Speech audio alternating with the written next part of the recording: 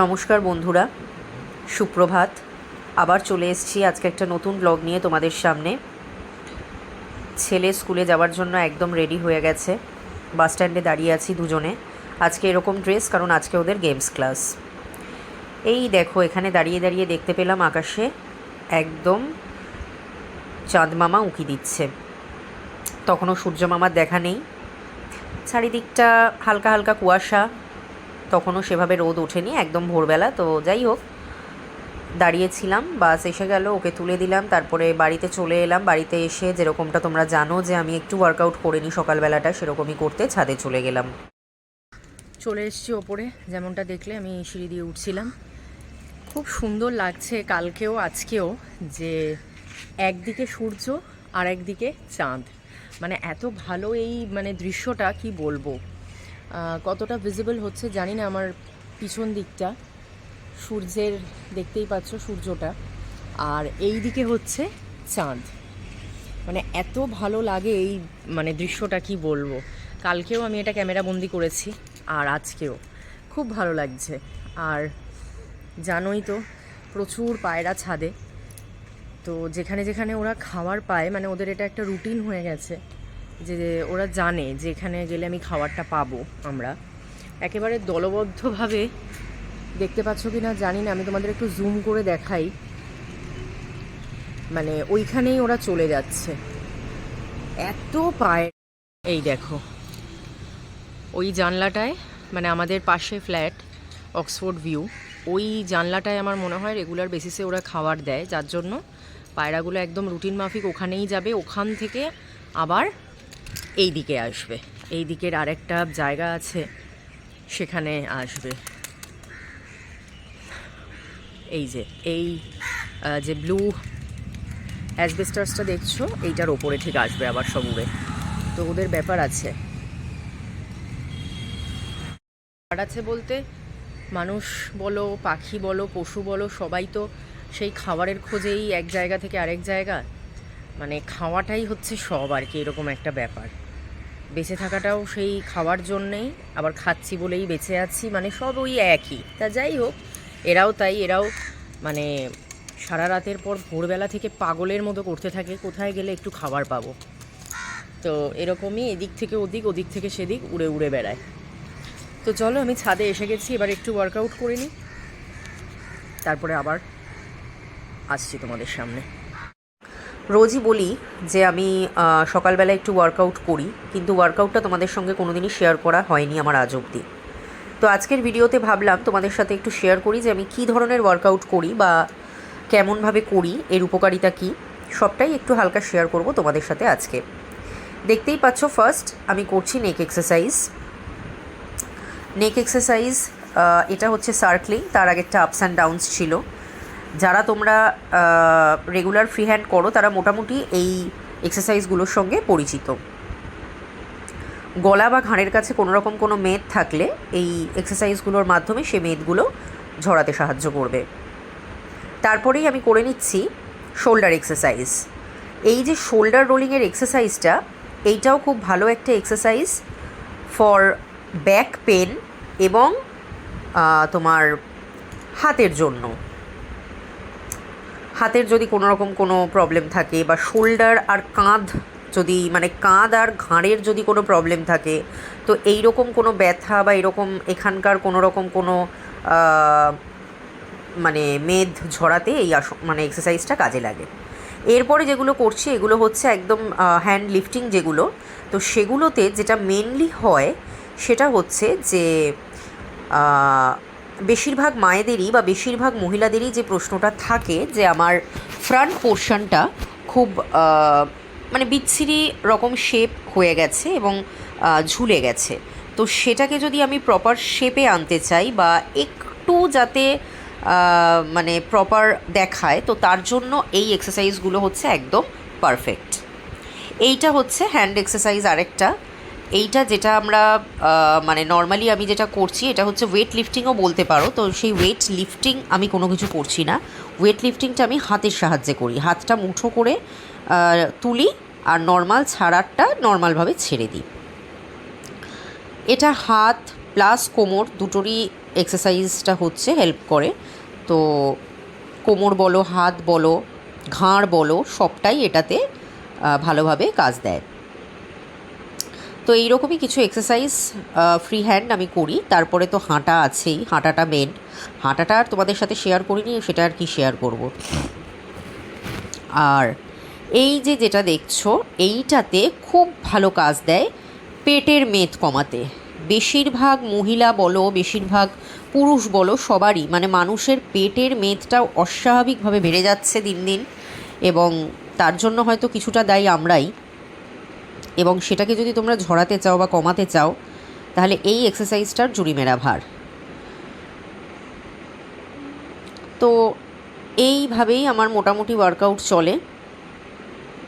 চারিদিকটা অন্ধকারাচ্ছন্ন, তখনও সূর্য মামার তখনও দেখা নেই। আর এইটা হচ্ছে পায়ের এক্সারসাইজ, দেখতেই পাচ্ছ। একদম একটা পায়ে সোজা হয়ে দাঁড়িয়ে স্ট্রেট, আর একটা পা তুমি একদম তোমার চেস্টের কাছে একদম চেপে ধরবে। এটাতে তোমার পায়ের থাইতে বা পায়ের থাইয়ের একটু নিচ পোর্শনে যদি কোনো রকম কোনো মেদ থাকে, তাহলে সেটা ঝরতে সাহায্য করবে। এইভাবে তোমার একদিন দুদিন করলে তো হবে না, অনেক দিন লাগাতারভাবে করে যেতে হবে, তাহলেই তুমি এর ফল ঠিকই পাবে। এরপরে করে নিলাম এই এক্সারসাইজটা। এটাতে পায়ের যে শিরা উপশিরাগুলো রয়েছে, যে শিরাটা রয়েছে, সেই শিরা ভীষণভাবে কাজ দেয়। শিরাগুলো প্রচণ্ডভাবে অ্যাক্টিভ থাকে সারাক্ষণ, মানে ব্লাড সার্কুলেশনটাও খুব ভালো করে হয় এবং শিরা উপশিরাগুলো একদম অ্যাক্টিভ থাকে এটাতে। পায়ে দেখবে পিছন দিকটা টান লাগে একটা। এটাও আরেকটা এক্সারসাইজ।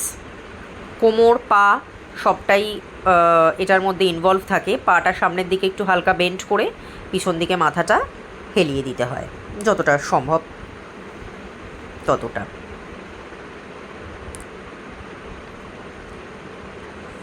তো এইভাবেই আমার মোটামুটি এক্সারসাইজের পালা শেষ হলো, মানে শেষ হয়নি এখনও, চলছে। এটা আবার আরেকটা এক্সারসাইজ। তো এইভাবেই আমার মোটামুটি ফ্রি হ্যান্ড হচ্ছে এগুলোই তোমরা যদি রেগুলার বেসিসে করতে পারো তাহলে খুবই ভালো হয়। আর এর সঙ্গে থাকছে হচ্ছে তোমার জগিং আর জাম্পিং জ্যাক আর জগিং আশা করি তোমাদের দেখানোর মতো কিছু নেই। জগিং তোমরা নর্মালিই জানো, দৌড়নো, হাঁটা, এগুলো করলে এমনিতেই তোমার একটা ঘাম ঝরানো যদি হয় ব্যাপারটা, তাহলে তোমার এমনিতেই মানে যে কোনো জায়গারই মেদটা কমতে সাহায্য করবে।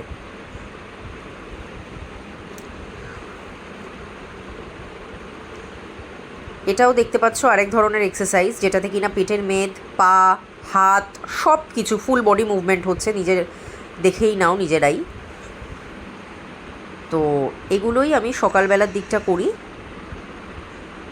আজকে তোমাদের সাথে শেয়ার করব মনে হলো, তাই করলাম। এরপরে আরেকটা এক্সারসাইজ আছে, যেটা কিনা আবারও পেটের মেদ কমাতে এবং কোমর বা থাই না সরি, পেট আর কোমর এই দুটোর মেদ কমাতে খুব সাহায্য করে।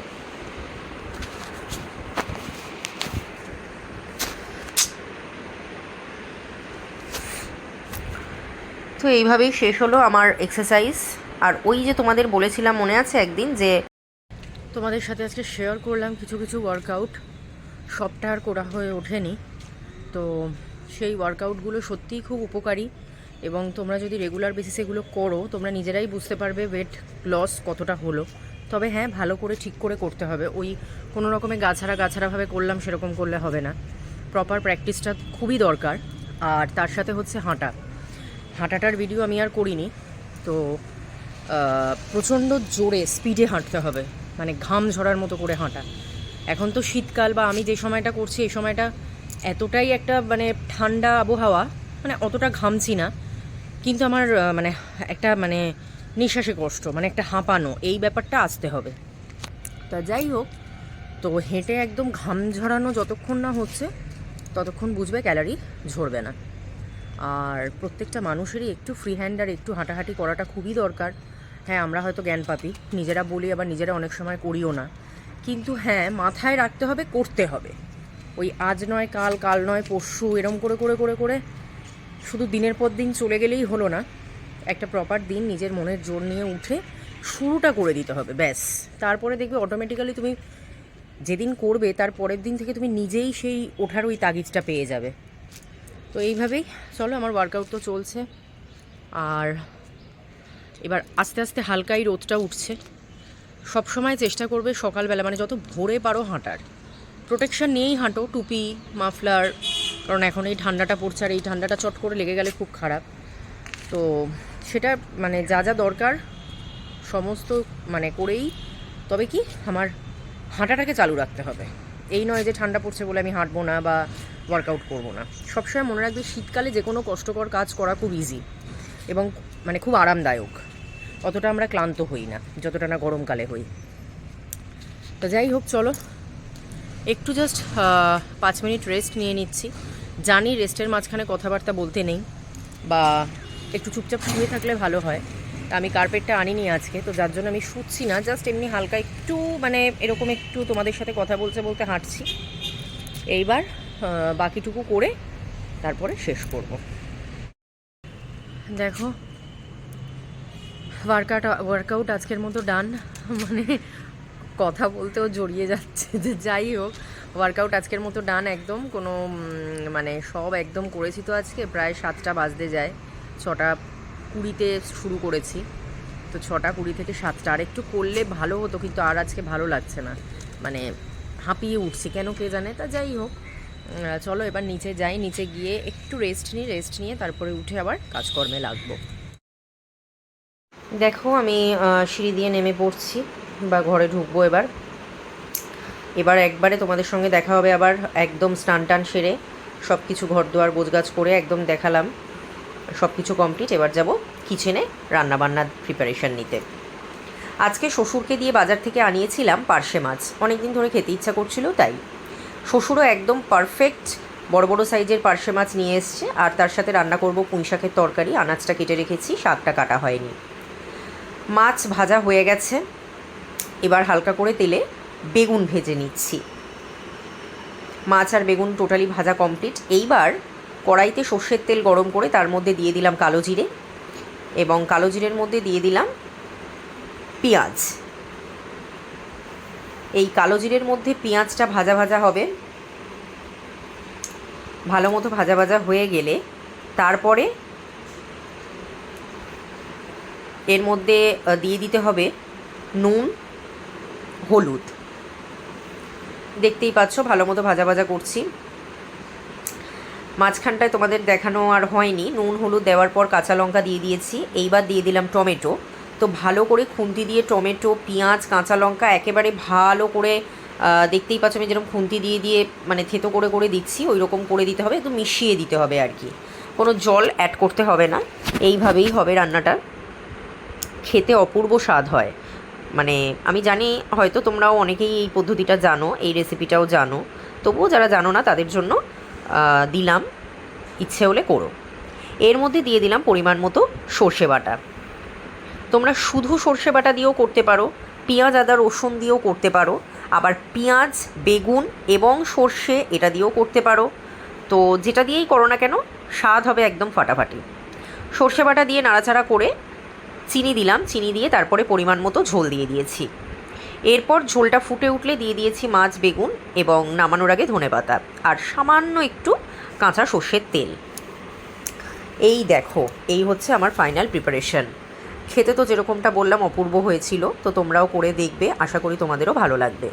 এই হচ্ছে পুঁই শাকের তরকারি, স্যালাড আর ভাত। খাওয়া দাওয়া সেরে ছেলে দেখো ঘুমিয়ে পড়েছে, এদিকে হাজব্যান্ডও ঘুমিয়ে পড়েছে, আর আমি জেগে আছি। জেগে খুব একটা থাকতে পারিনি, আবার উঠে পড়তে হয়েছে, কারণ সন্ধে হয়ে যায় এখন তাড়াতাড়ি শীতের বেলা। সন্ধেবেলা ছেলেকে নিয়ে একটু বেরিয়েছিলাম, এই কাছে পিঠেই, একটু ঘুরতে যাবে করলো, তাই জন্য একটু ঘুরে এলাম। তা ব্যাস এইভাবেই কাটলো আমার সন্ধেটা। দেখো আমরা চলে এসেছি, একটু বেরিয়েছিলাম ছেলেকে নিয়ে, যেরকমটা তোমরা দেখলে চলে এসেছি। আর ছেলে এখন চিপস খাচ্ছে, ছেলে আর আমি দুজনেই খাচ্ছি। আর এবার পড়তে বসাবো, এখন বাজে 7টা। তো দাঁড়াও কথা বলছি, তো পড়িয়ে নিই, তারপর আবার আসছি তোমাদের সঙ্গে কথা বলতে।